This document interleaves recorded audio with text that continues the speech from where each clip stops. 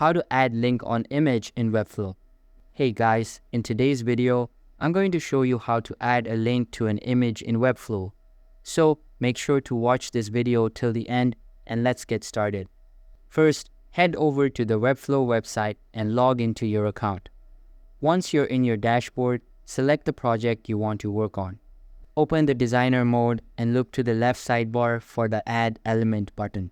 Scroll down and drag the link block onto your canvas. Now, click Add Element again and drag the image element inside the link block. This nests your image within the clickable link area.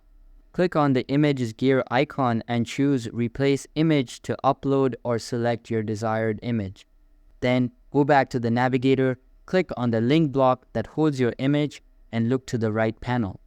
Click the gear icon there and paste the URL you want the image to link to in the URL field.